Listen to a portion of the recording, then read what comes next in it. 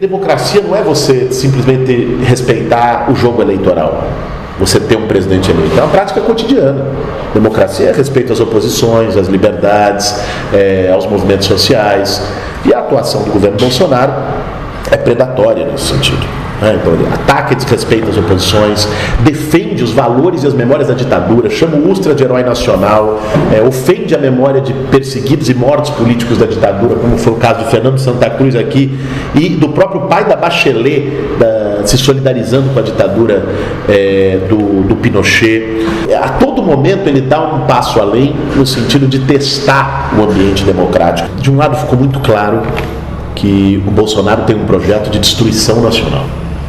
O Bolsonaro não tem um projeto de governar o Brasil, ele não tem um projeto de construir maiorias na sociedade, ele não tem um projeto de construir um diálogo e algum tipo de coesão institucional. Ao contrário, o projeto dele é de destruição.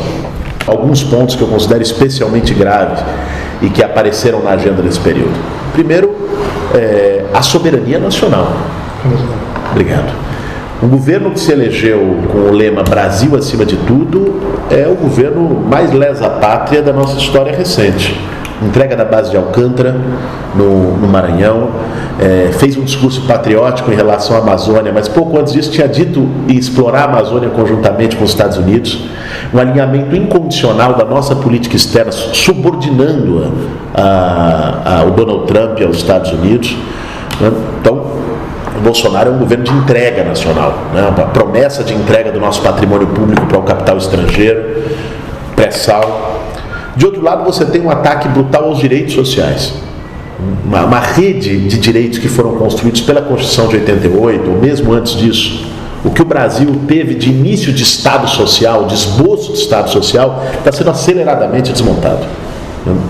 Desde a legislação trabalhista, que é muito anterior. Então, quer dizer, a proposta do governo é fim do descanso remunerado aos domingos. O cara fala em legitimar trabalho infantil, em combater os mecanismos de prevenção ao trabalho escravo, de punição ao trabalho escravo. Olha o ponto que nós chegamos. A tal da carteira verde e amarela é o fim de qualquer direito. O tema da Previdência Pública, ainda nessa agenda de direitos. A reforma da Previdência, embora o resultado final dela tenha sido menos ruim do que a proposta do Paulo Guedes originalmente, é muito perverso. É fazer com que a Previdência atue mais como um elemento concentrador e não distributivo. Isso vai ter um impacto. Tem um impacto na vida das pessoas, dos trabalhadores mais pobres, vão perder pensão por morte, aposentadoria por invalidez, vão se aposentar mais tarde ganhando menos, e vai ter um impacto na economia, porque a Previdência também é uma forma de você movimentar a economia, sobretudo nas cidades do interior, nas pequenas e médias cidades do país. Agora, não dá para a gente falar do que foi esses 8 meses de governo sem também ver o desgaste acelerado do Bolsonaro e do seu grupo político.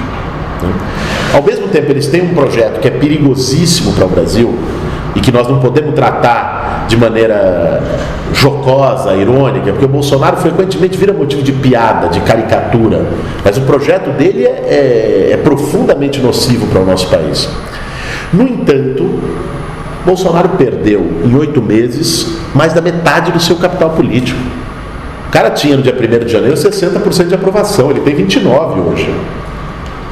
Então, isso não é por acaso, isso é pela sua prática de governar acirrando o núcleo mais raivoso da sua torcida organizada. Ele não governa para o povo brasileiro. Você viu o Bolsonaro falando de emprego alguma vez esse ano? Bolsonaro falando alguma coisa de educação que não for corte, ou ideologia de gênero, ou atacar professor?